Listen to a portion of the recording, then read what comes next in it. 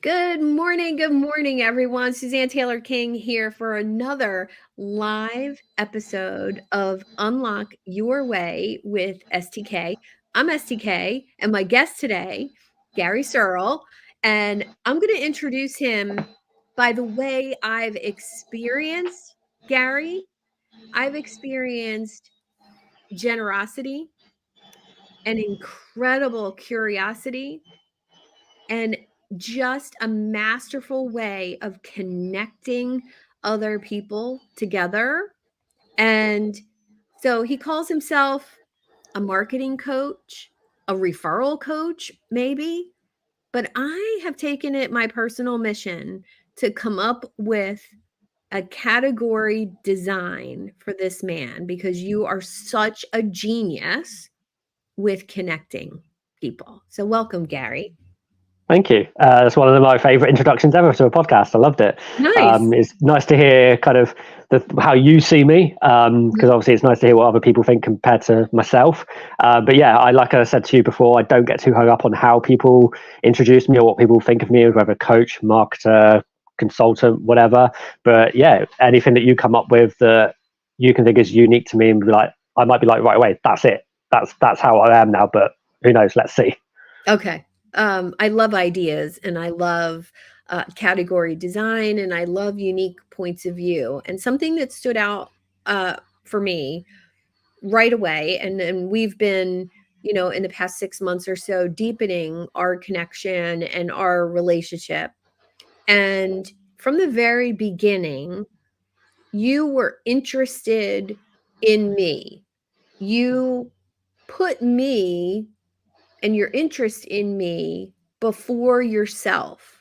And it's very, very apparent. And you feel that from you. Where does that come from? Okay, so I think for me, it's just an innate thing inside me. I've always been curious. I was a curious child. I was asking a lot of questions, and to be in kind of something that's unique about me, I say a condition. It's not. It's more of a trait called low latent inhibition. So I see things to a much more detailed way than most people. So, for example, if you looked at a light bulb, you would just see the image of a light bulb. But I think about everything we do with it. I think about the inside, how it would be made, who made it, who came up with it, how it can be used, what are some other uses for it. So I've always had that curiosity. So I think What it is comes that from that. called? It's What is called that? low. It's called low latent inhibition. Everyone has something called latent inhibition, which is basically your brain's ability to block out incoming stimuli, which most people do to a massive degree. But Yes. my brain doesn't have that ability. So I look at everything as if it's the first time I've ever seen it. So let's say, for example, you walked into someone's house, you're taking everything in because you've never been there before. But if you went there again, at that point you've seen it, it's new, it's not new anymore. But me, I would be walking in as if it's the first time I've seen it every single time. Even in my own property, even though I know where everything is, I still look at it that same way. So I think that's where that curiosity comes from. But for me, like I said, it is that natural thing, but I think it's something that anyone can develop, but some people have to work harder at it. Well, now I'm so glad I asked that question because I wrote that down. I'm looking that up and I'm going to read about that. I have something that is related to the visual center of my Okay. brain. So when somebody talks to me and the way you just described low latent inhibition, I saw it. So you said light bulb, I saw the light bulb Yeah. and all of it's almost like a funnel map or a IT network design map. That's what my husband does. So I see his maps all the time. And I'm like, oh, that looks like a funnel. And he's like, what's a funnel? And I'm like, what's that? But they look the same. And it's this way I have of seeing connections between things like pages and softwares and people. Okay. And That's do you interesting see because people for connection? you, I'm sorry, go ahead. Sorry, yeah, I was going to say that's interesting for you because you might find because latent inhibition essentially is on a spectrum, a bit like Mhm, people that are autistic. It's like on a spectrum, mhm, and every single person will fit somewhere on it. Most people are more or less in the middle, so the average. Some people have very high levels of inhibition, so they literally block out pretty much everything. It's like to even more than the average person, and then other people at the lower end where they don't seem to block out anything or very little. So you mhm, might find that you're more on the lower side, but maybe not the low end where it'd be considered low latent inhibition, but lower than average potentially. mhm. And I think it is a skill because then you mentioned being able to block out everything. Mm. I can do that as well Okay. during my deep work time, but that took work and practice Okay. Yeah. to, not hear sounds, not smell smells, not, turn all of that off. See, where And that's impossible for me. I can't do that. mm, okay, that's really interesting. How did you discover that about yourself? Well, that was the interesting thing because most people that have it don't know because they just think everyone's the same and they never really Mm, know any different. And I was mhm, the same. I just thought, well, that's normal. Everyone's the same. I never really talked about it because, again, just thought it was a normal thing. And then I heard about a condition called latent inhibition. It was described to me, and I was like, well, hang on a minute, isn't that just what everyone does? And then I looked into it, and then I think I spoke to I can't remember, it was like some sort of psychiatrist or something like that that mhm, basically knew about the condition, which a lot of people don't, even medically trained people, because it's not considered a medical condition, it's more of a trait. And mhm. he was actually someone that looked into it, and he basically said that's it's almost certain that that's what you've got, based on what you're saying Wow. and I'm talking to you. Wow. I see the connection between when you see people, you immediately know who after talking to me, you know who great referral partners would be for me, great clients would be for me, and it came so naturally to you to want to bring people together, want to connect great people to great people. I had to work on that. I had to Mm. learn how to do it, but it seems like it comes so naturally to you. So it comes naturally from the sense of I can see those connections, but what wasn't natural was the fact that I had to let myself put those connections together and then be willing to actually go to those people and say, I think you two should meet. That wasn't natural for me at the beginning, is like actually going out and bringing the people together. But I would always see that two people that should meet and should connect. But for a long time, I just didn't do anything about it. That was then when I developed the skill to actually bring those people together. But the actual ability to see two people that should connect and meet, that was always natural to me. And I always saw that. Mm. What made you feel like that's what you wanted to do for a living? So I did it for myself in order to build my other businesses, through like referrals, word of mouth. Mhm, And I then started to grow a love for doing it, grow a love for marketing, particularly marketing in the way that I do it, which mhm. goes against what so many marketers will tell you to how to run your business. Yeah. And I kind of saw a bit of a gap in the market. And I spoke to a lot of people who were saying they want more referrals, word of mouth, but they can't do it consistently and predictably. And I was like, that's weird because that's like the easiest way for me to market. And it's like so fun as well. It's like a much more enjoyable way of marketing and running your business. Mhm, So I kind of just saw a bit of a gap in the market that there weren't really anyone else doing this, or if there was, it wasn't really big in the marketplace. A lot of people didn't hear about them. So it was kind of more of like, okay, within my network at least, I was hearing time and time again people saying, I don't know anyone else that does this. So that made me think, well, there's got to be some sort of opportunity there. The fact that people in my network aren't getting that opportunity to get more referrals and word of mouth, because a lot of marketing companies don't specialize in referrals. mhm. Wow. So, you listened and you saw a gap in the market. What business were you doing at that time?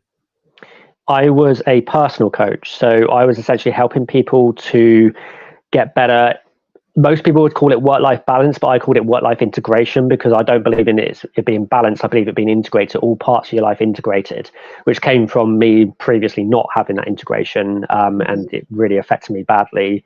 So yeah, I wanted to help other people from there, and I imagined I'd be doing that for the rest of my life. But then when I got into this, I started to help a few other coaches, and I didn't quite feel in alignment by being a coach and having this as a second business. So I decided to go all in on one, and I decided to go in with the marketing one because that was the one that I was getting a lot more enjoyment out of. Mm. Well, isn't that so important? I think the reason referrals, introductions, referrals, and that, word of mouth, that ability to have people talking about you in rooms you're not in is one of the greatest skills I ever worked on.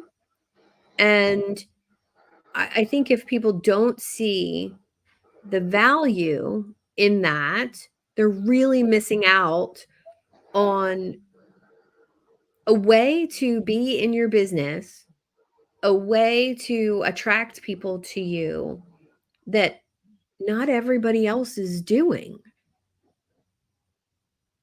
Yeah. And from my experience, most people are interested enough and they like getting referrals enough that they are curious. But I do find a lot of people are either they don't know how to do it and then they get put off because they feel like it's going to be a lot of work. And then the other people are the ones that have heard from other coaches and marketers and gurus that have said you can't get consistent and predictable referrals and that you can't rely on them, which is absolute rubbish. You can. It's like any form of marketing. If you put in the work and you do it in the right way, then it can be very reliable, very consistent and predictable. But unfortunately, a lot of people have taken that on and believe it just because they've heard so many people say it. But all that means to those people is they don't know how to, and that's why they believe that you can't. Yeah. Do you think that not knowing, well, traditional marketing, and maybe we'll even go one step further and saying most marketing that's happening on social media to me is not marketing. To Mm. me, it's, this direct cold outreach that I used to call buy my stuff, buy my stuff, buy my stuff, buy my stuff. And if you ask 1,000 people, you might get one person to say, Yeah. oh, all right, I'll look at it. Mm. And to me, that's not marketing. No. What's your definition of marketing? So very interesting question because I think you will get loads of different definitions of it. But for me, I think marketing is any activity that brings awareness to your business. Hmm. And then once people become aware, it's no longer for me about marketing as such. It's more about nurturing, it's building a relationship, building a connection, and taking them through what essentially is your sales funnel. But for me, I think it's all about awareness. And I believe that most people that are doing cold outreach aren't bringing any kind of awareness to their business. All they're doing is pitch slapping you, and you know literally nothing about them or their business because they've not given you anything. Mm-hmm. And at that point, it's like, well, I have no idea if this is even for me. And a lot of the time, they assume that you're going to want it or you need it, which again isn't marketing. Yeah. To me, that's, well, one, I probably get 40 of those messages a day Yeah, because I'm very visible on social media. So the yeah, more visible you are, everyone listening, the more visible you are, the more of those messages you're going to have to delete every day. So to me, that means you shouldn't be doing it.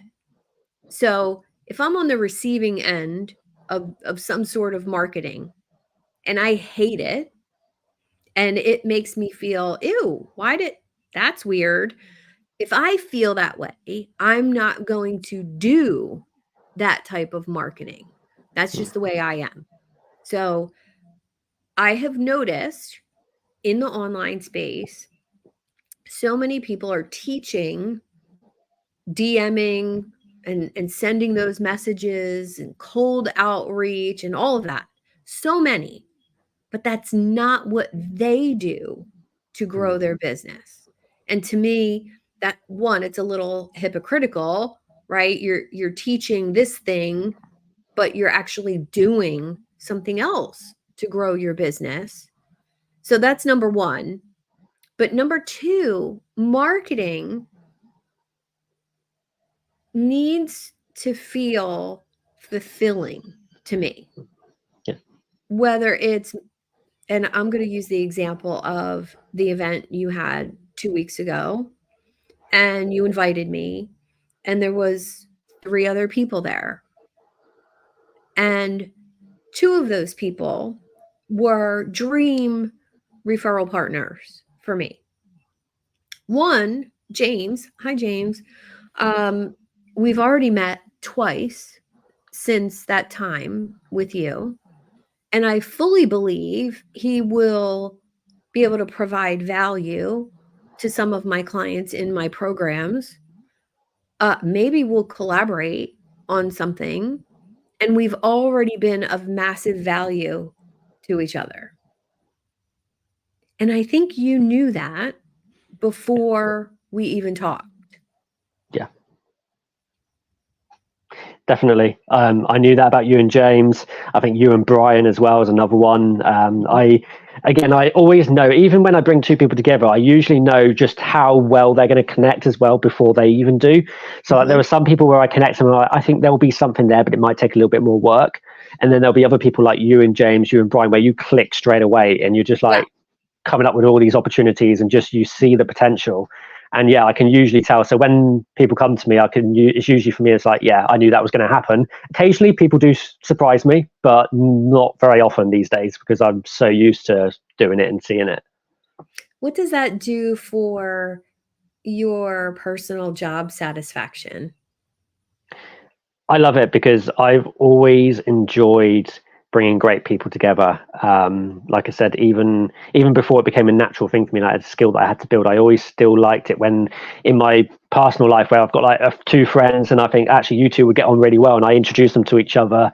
I even had that, and then it's like it can be like my best friends and they become really great friends, and a lot of people would be like, oh my god, but now I feel like a spare part because they've got on so well. I don't feel like that. I'm like, I just love that I was able to bring you 2 together and you've created this great friendship so quickly and I was able to play a part in that. Yeah, I love that. All of my friends in my personal life all know each other, which my son who's 15, who has, 3 different friends groups. He has, his sports friends, his school friends, his neighborhood friends, and he doesn't mix them because kids don't do that Yeah. nowadays. They don't invite their neighborhood friends and their school friends and their sports friends to their birthday party. Everything's separate, separate, separate.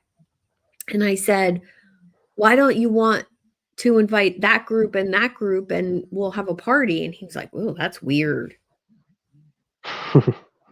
And that's all I did growing up. And to this day, my best friend from high school, my best friend from college, and my 2 girlfriends from adulthood, we all get together and they all know each other and they all love Yeah. each other because they all love me. So they all get along with me. So why wouldn't they get along with each other? And I just think it makes my life richer, same as my work connections. The interesting thing actually is for me, I get on with a wide range of people. Like Mhm. even people that I disagree with so much of maybe their personal beliefs and values and things like that, I can still Yeah. get along with so many of those. And I Mhm. will sometimes see 2 people and 2 friends where I'm actually like, I don't think you 2 actually would get on. You might even dislike each other. So those people, I actually don't tend to mix them because I don't see. But if I feel like there is a connection there or there is a potential, then I'll be like, yeah, you should meet. So for me, it's a slightly different just because I get on and talk to a whole range of people and have friends from like 2. I could have 2 completely different friends, and you'd think there's no way you could have those 2 friends because they seem so different. Yeah, Yes. I do. I get on with them very, very well. Yeah, that's something we have in common. I have one friend who is very, well, I'll just say he's very colorful. Hmm. And if I introduced him to one of my conservative girlfriends, um, well, one, my conservative girlfriend's not friends with men, so she wouldn't even entertain that. She doesn't do business relationships with men Okay. either. I'm like, okay.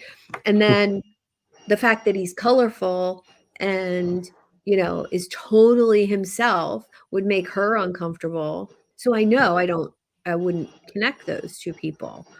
And what I think is really interesting about certain people are really good at this, and I'm curious about you, um, to be able to repel the people that aren't good for you is almost as important as attracting the ones that are good for you, what would be your recommendations for that filter of how do I figure out who is good for me, good for to meet Gary, not good? Like what's the measure there or the filter that you put things through? Yeah, so for me personally, it's really, really simple. I'm just myself all the time. Literally, like that's it. 100% of the time, I'll be myself. I don't That's ever try and be someone I'm not. And then people will naturally either just gravitate towards me or away from me. So I don't have to filter anything as such because they do it for me by me just showing up as myself. And I think that's what a lot of people get wrong, is that they do almost change their how they come across to certain people depending on who they're with and the circumstances and the environment. So like in yeah. business, I'm just myself. I don't have this professional look. Like sometimes I'll just turn up to a coaching call with a hoodie on. Mhm. I won't wear a suit or like expensive clothes or anything like that because I don't do that in my Sure. personal life. I just wear whatever's comfortable and things like that. And my personality, I'll just be the same always. And then it's like, yeah, people will choose. They'll either go away from me and that's fine, or they'll gravitate towards me because they love that. And the amount of times I've had clients comment on that and say that you're just yourself all the time. You just show up how you feel Mhm. comfortable, and that's what we love about you. And that's one of the reasons why we work with you. Well, that rings so true because that's you. That's the authentic way you show up. Was that a process too, getting to that point where you were comfortable and, like, confident enough to show up as yourself all the time? Yeah, kind of. So, what was really interesting when I was growing up, I was always tend to just be myself anyway, even as a kid. And then I started to get a few people that would say things like, "Oh, he's shy, he's quiet, and whatever." And I thought, but that's not me. I'm not shy at all. I'm introverted, but that doesn't mean shy. And Mhm. I almost didn't like it. I was like, I don't want people to see me shy because I'm not. I'm actually really confident, but I don't shout about that confidence. It's a quiet confidence. So then I started to try and be a little bit louder, a little bit more brash and out there for a very brief period of time. And Mhm. then I quickly realized that I hated doing that. I just wanted to be myself. So again, I then just went back to being like, do you know what? I'm going to be myself. And if people think I'm shy or I'm something I'm not, that's their issue. That's not to do with me. And ever since then, I've just been like, yeah, I'll just show up as myself all the time, no matter what. And yeah, now I am a little bit quieter than maybe a lot of really confident people would be, and not as loud, but that's okay. That's just who I Mm. am. Yeah. What would you say to one of your people that's struggling a little bit with that either imposter syndrome or just the difficulty in showing up as themselves all the time? I think I would say to begin with, it will be uncomfortable. To begin with, you may potentially even lose a few friendships out of it because actually you show up as a different person essentially because you're not being the person, the persona that you've put on for however Mm. long because you lack that confidence. And that might be difficult to deal with. And you might be very tempted to revert back to where you was, and you might even start to do that.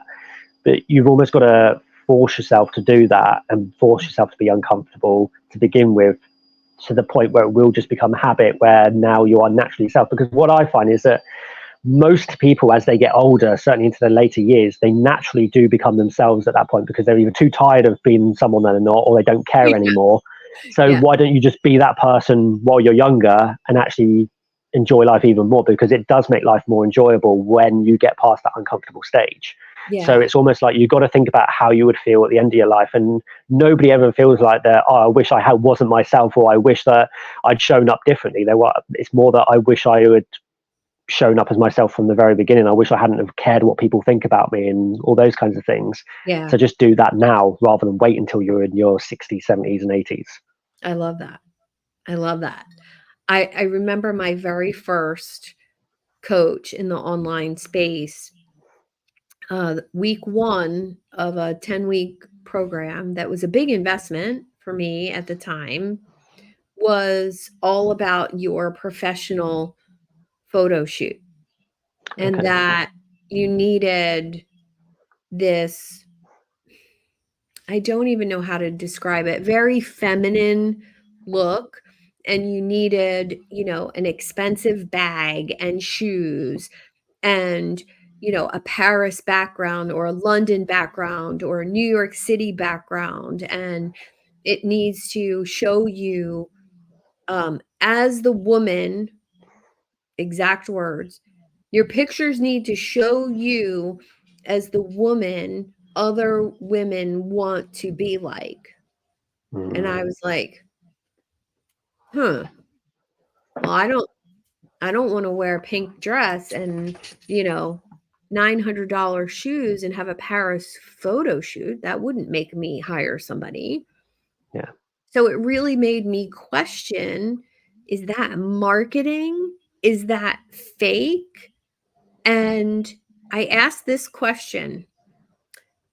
I've made a ton of money in my first business. And so coming into the online space was different. And I said, the most money I ever made from a deal, I was wearing jeans, an Indian motorcycle t-shirt, and a pair of flip-flops. How is this fancy outfit going to help me? Yeah. Do you know what the And interesting thing is? My wife. So I've got this picture from my mhm, wedding, and it's me wearing a suit. Obviously, my wedding. And my wife is always like, "That's a really nice picture. You should have as your profile picture on Facebook, and it would be more mm, up to date because my other ones are probably a couple of years old." And I've mhm. been shying against it because I really like the photo. But the thing is, Yeah. you're never going to see me in a suit any other time. Like that's the first time in probably more than 10 years that I've worn a suit. So I Mhm. wouldn't want to put that as my profile picture because then I don't want people to get the impression that I wear a suit because I don't. So Yeah. that's the only reason I've shied away from using the picture because it looks too professional in the sense of it looks more professional than I would ever show up on anything Mhm. apart from my wedding. So yeah, that's the main reason why I haven't done it. Other than that, I would use that photo because I really like the photo, but it's just because of the fact that I'm wearing a suit and I otherwise wouldn't. So it gives a false impression of who I Yeah. am. Yeah, I like that. I like, because that's part of showing up as yourself, Mm, is showing up how you are in everyday yeah, life. We're lucky enough that a lot of our work is from home, so I can wear shorts and sneakers or shorts and flip-flops in the summer and still be on Zoom and, not worry about showing up professional, mm, because I think so much of that is such a farce and yeah, such a just a way of dressing a certain way so that people see you as professional. I don't really agree with that any longer. I think it's changed. yeah. One of the things for me when I first started in the online world, I started with LinkedIn. And I Mhm. was hearing it time and time again. People saying, "Oh, you've got to show up a certain way. You've got to communicate a certain way. You've got to write your content in a certain way. Your profile Mhm. picture's got to look a certain way." And I never did any of that, and yet it never affected me in my business. I was still able to Yeah. grow a business. So that proved to me that that's all a load of rubbish. That yeah, there might be some people that will be judgmental and they'll think of it in terms of like, I won't hire a coach or consultant unless they're wearing a suit or unless they talk a different certain way, for instance. Then I wouldn't hire them. Then that's fine, but that's not my type of person. It's like for me, I'm not a big swearer. I don't particularly use foul language that much, but that's just naturally that way. And I was growing up in a family that didn't swear that much. So it's just because I've Mhm. never really done that. But if somebody is that type of person, I actually think that you probably should just show up in your business that way and just swear and say however you speak, however you normally speak, rather than Yeah. try and filter it down. And then you'll attract the other people that are the same way. Because I've got friends and I've got people that I do business with that do swear like a sailor. And I don't care because that's just who they are. But I personally don't do that. But it's again, if that's how you are, I think you should just show up as that person. Agreed. And I think there's a difference between using bad language to someone else Yes, and filtering it in, and it comes out naturally exactly. as an emotion or an Mm, expression. I think yes. there's two different ways. And somebody asked me that one time, because I'm a white woman, how do I get away with, you know, dropping a swear word once in a Mm, while? And I said, because it's in the package that it's being delivered yeah. in. it's never cursing at someone. It's Exactly. using an explanation. Expletive. Yes, thank you. Yes, thank you. Um, it's using that like an exclamation point in a sentence. It's to bring attention to something or Yeah. emotion to something. And I think that's a skill. Mm. And it made me think about another skill that you have. You're really, really good at communicating in a group of people, and I've noticed it twice, Okay. getting or encouraging other people to communicate their value to one another. It's almost like it's part of your coaching background, I'm sure. But let's talk a little bit about how you pull value from someone, because you either see it or you hear it or whatever, and this way that you have of kind of choreographing the conversation. Mm. So for me, when I'm in a conversation that I'm hosting or I facilitated, I want to show other people what I see in other people, and I want people to come out and show their best self and actually, Mm, call it a word if you want, brag about what makes them great. Because I think we're taught in this society not to brag and not to say yeah. about what we think like about ourselves and what we're good at. And I think that's wrong. I think we should shout about the things that we are great at and that we enjoy and all that sort of stuff. So I want to bring that out in people. And I think I quite often I see people that do struggle with that or don't like to do it. And if they don't like to do it, then I might tone it down a little bit because I don't want to make them uncomfortable. But if it's more Yeah. they just feel like they shouldn't, then I will try and bring that out. But then I also, for me, the main thing is I want to bring everyone into the conversation, because I think there are some people that naturally kind of sit back, let other people take the lead the conversation, say what they want to say, but then they don't really say too much themselves. They're more of a listener and observer, and that's fine. But I think Uh-huh. you should also have that platform to be able to speak yourself. And even if it's just going to be a short sentence or a very short thing that you say, it's still going to be powerful. And actually, I do find that a lot of those people that are quiet and reserved, the things they say are really, really powerful, and Yeah. that they should be saying it, but quite often they hold that back. So I want to bring that out of everyone that I'm in a conversation. If I'm facilitating it and hosting it, or even sometimes if I'm not, I might still try and bring people in if they're being a bit quiet. And I had a thing a few years ago where I went on holiday with a group of people, and there was 2 or 3 that I didn't know. And there was one guy there who I'd never met before. And I don't think he'd really met anyone else in the group. I think he only knew one person. And when we've had that first meeting before we went on holiday the night before, I was the only person that actually spoke to him and had a conversation with him. Everyone else kind of Mm. just left into it because he wasn't saying a lot. But I actually sat and had a conversation with him. And he said to me a few years later, which I didn't know, he said he really appreciated that night because I was the only person that actually made him feel like he was part of the group and part of the conversation. No one Wow. else did. And that was one of the reasons why we actually connected and got on really well, because of the fact that I did that. But I didn't even know that he appreciated that and saw it. Did you see it? Did you see that he was kind of, on the fringe of conversations? Did Yeah, you know? I saw it in him, and that's Mhm. why I wanted to engage him in conversation, because I didn't know that either it was because he wasn't confident or just because he's not very good with people he's never met. I don't really care what the reasons was.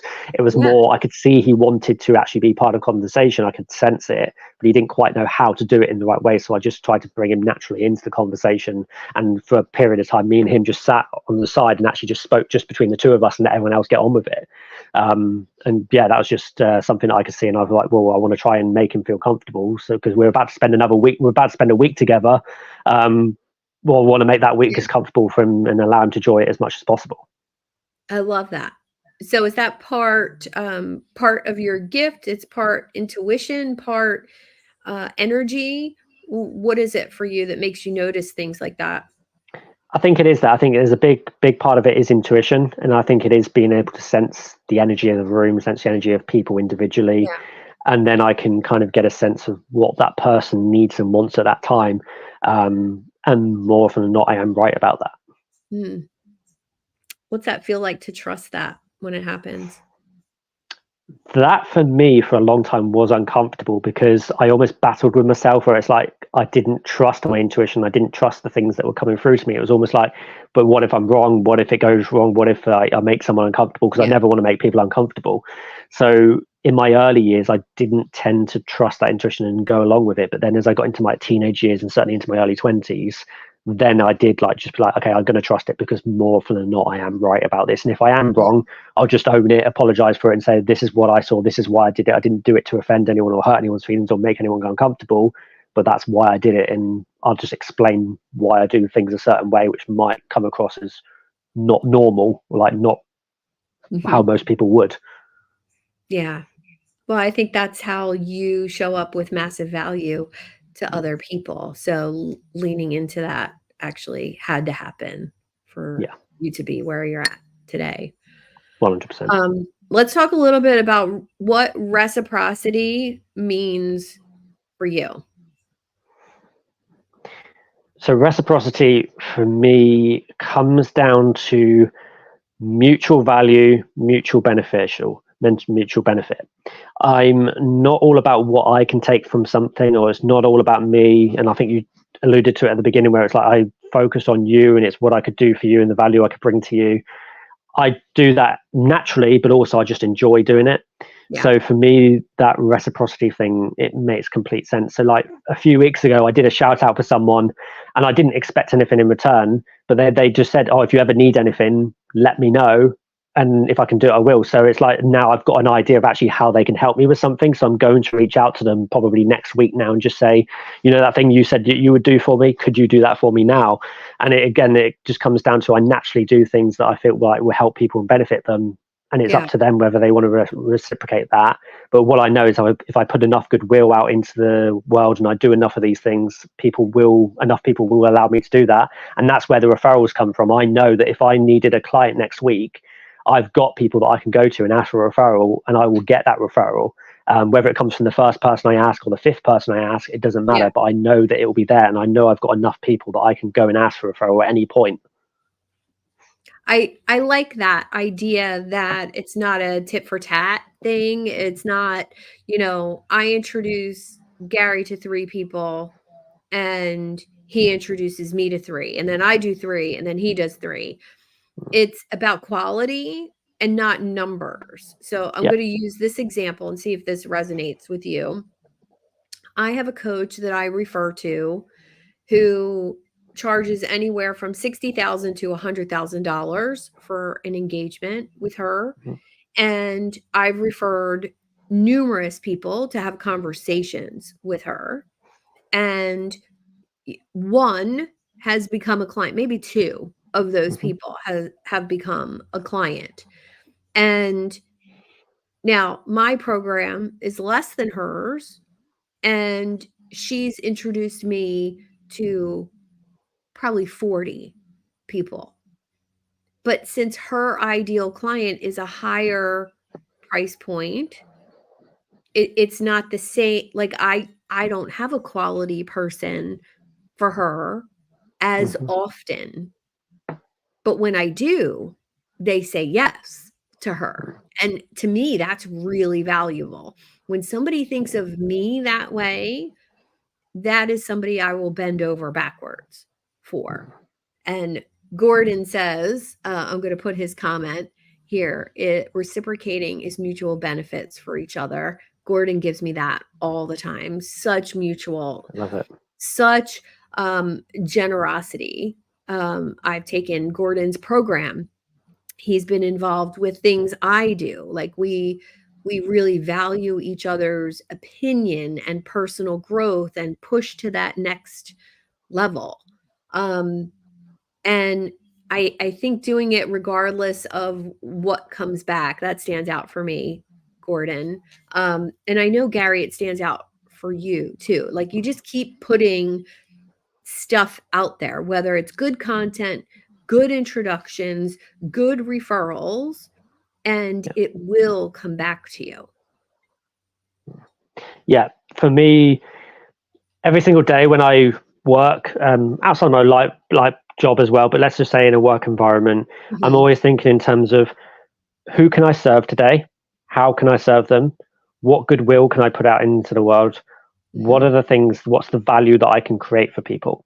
Yeah. Then off the back of that, I know that there'll be things that will come back to me that I'm not expecting, in terms of value, with that Yeah. reciprocity where I don't even have to ask for it. But again, at that same time, is I know then that if I need to, I can go and ask for a favor at any point, because I've got loads of people that will feel like they owe me a favor, but no one owes me anything. But that's what Right. they feel like. But it's more that I want them to feel like I want to do that, not that I need to. It's what I want to do that for Gary, because maybe he's done these things for me, or he's helped me in so many ways, and that's fine. Yeah, I think that's that trigger that triggers that reciprocity feeling like, "Oh, Suzanne has done X, Y, and Z for me. She's provided value here or this or whatever it is." And then when it comes time for me to be on top of their mind for a referral, it makes sense and it feels good to pay somebody back, so to speak, for the value that you've received from them. So for me, it's all about value, value, value all day, every day, out into the world, workshops, well, even one-on-one conversations. I want to be of value to that person, and nobody needs more information. They need to feel more valued, more appreciated, and maybe more inspired. So if I can do that for somebody a couple of times a day, it's wonderful to be able to do that. Um, I feel that way about you because of who you've connected me to. I'm always thinking, who would be a great person for Gary to Mm, meet? If you don't know Gordon Melville, you need to meet him, and I'm going to introduce you because he's thank you. commenting on my video right Yeah, now. He pays attention to my content, what I put out there. He pays attention to my people that I bring onto a platform, which I'm forever grateful for. And so, how do I pay Gordon back? How do I pay Gary back? Connect them to each other and watch some magic happen. yeah. One of the things I always say to people is that put out the value that you would like to receive back. Sometimes Yeah, you can do value that you wouldn't like to receive back, but it's like, if you want introductions and you want referrals, yeah, give referrals, give introductions. If you want people to comment on your post, comment on their posts. Put out yeah. the same sort of value that you'd like to get returned. And because of the law of reciprocity, the chances are you will begin to get that back, because you're putting that stuff out into the world. Well, look what Gordon just said. Like, this is a perfect example. STK inspires me huge every day. Love it. That's walking marketing for Yeah. me. And I know it's authentic. I know it's real because I know who it's coming from. So Yeah. that And you haven't energy, asked him to do it either. no, no, we're here live and he's saying nice things about me. And I don't treat people, and I know you're the same. I don't treat people a certain way because I want something back. Exactly. I don't. No. But I see greatness in people and I see what's possible. And by seeing what's possible, it really calls people to be the best version of themselves, which I absolutely love helping that happen. Yeah. It's so good. Exactly. So good. Oh, this is great. You'll love this one, Gary, from Gordon. If you want quality referrals, you have to give quality referrals. You have to give them Exactly. first. Don't Yeah. don't just expect them to come to you if you're not willing to give. Thank you, Gordon. Appreciate you. And I think the key word there as well is quality. It's like the Yeah. quality of the referrals that you give. And what I would say as well is that if you don't know how to give someone a quality referral, ask them. Because even me as a referral expert, I don't always know what a quality referral will be for someone.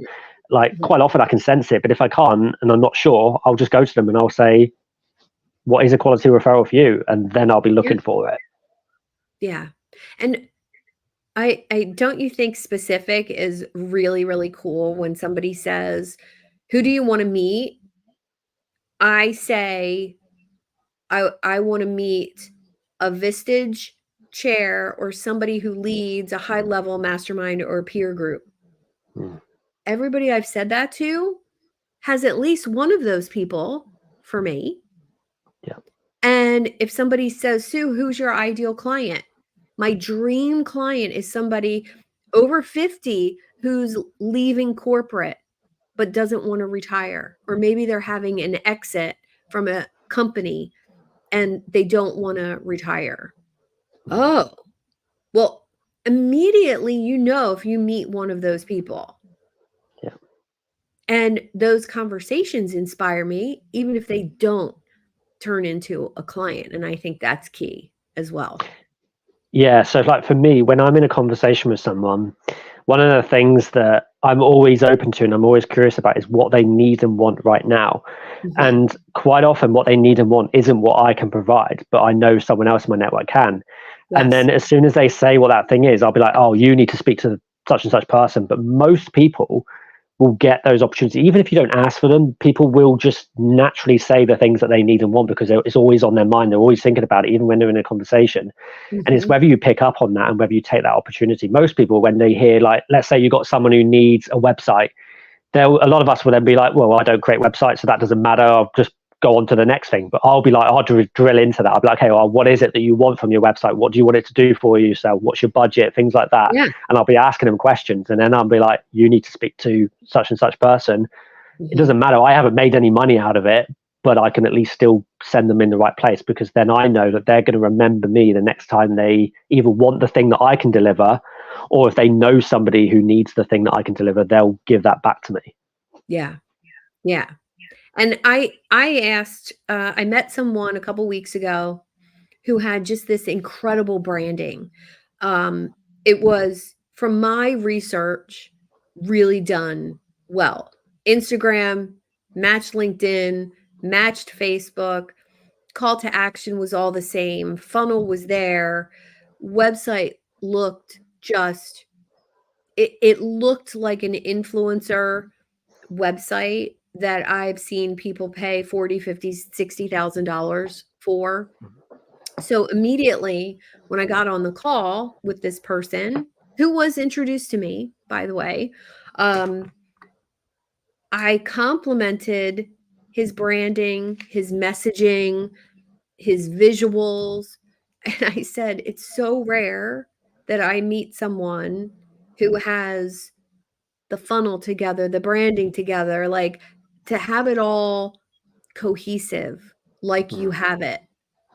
And he went, wow, I just finished it 3 weeks ago. My company is brand new. I just left corporate and had this created. And it was one person who did it all for me. Wow.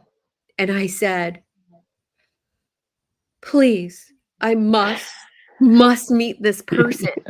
Like, I was ready to ditch my conversation with him. And I'm like, I just need to meet her. I need to meet her. And of course, he made the introduction, and I, I think he's going to be an amazing guest on my podcast and a good referral partner for me in the future. But he's just a baby, just getting started. But he didn't look it. It was so well done. And when I find people like that, I, I basically have to prepare them and say, are you ready for like 8 more clients within the next month? And if they say no, I'm not prepared for that. I start with 1 Mm. and see how it goes, because I'm such a huge fan of people who do quality work and put quality coaching or marketing or anything in the online space, and they're doing it well. I i, I just want to encourage that from the deepest part of me, because it's rare when somebody is doing such a stellar job at what they do, of walking their talk and doing what they say and all of those things. And I think what intrigues me the most about the idea of referrals, reciprocity, making introductions is how you've made a career out of it, how you've made a community out of it, and a software platform. Where did all that come from? So a lot of it has actually come from being requested and asked for and feedback from Mm, clients. So when I first started the company, it was going to be all about referrals from their clients, past and present, so getting more of those referrals. And it was mhm. about helping them to build great customer experiences and like the customer journey and all that sort of stuff. Yeah. And that was great. But then over time, I started to realize that there were other sources of referrals that I was using outside of that. So that kind of took shape. Then people started to request the membership that I've got. So that was again only created because people were like, "We want this," and I was like, "Fine, Mm, I'll do that." So some of it is stuff that's been requested and asked for. Some of it is then what I've been like, "This is what I need, and this is what it should look like." yeah. But the ready-made business wasn't there from the beginning, and how it is now in a year's time it could look a little bit different, or it could look completely different. I don't know, probably more likely a little bit different, because I think I've pretty much got it set for how I want it to be.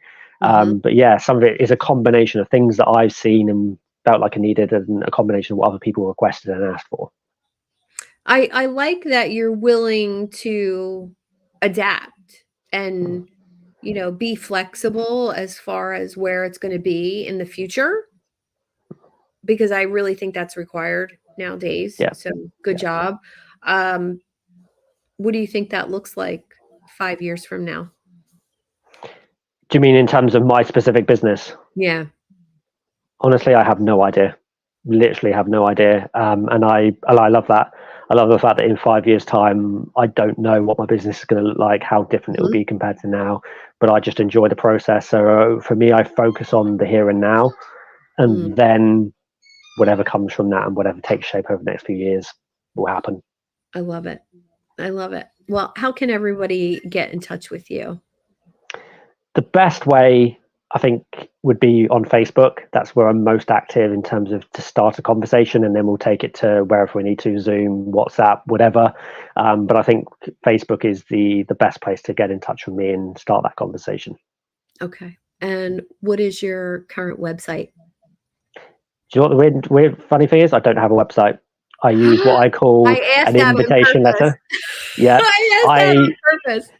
I have an invitation letter, which is basically a letter that I send to everyone that is interested in learning more about what I do and how I do it. But yeah, I don't have a website, and that's by design at the moment. It's not been necessary. It will come, but Mhm. when I need it and when I want it.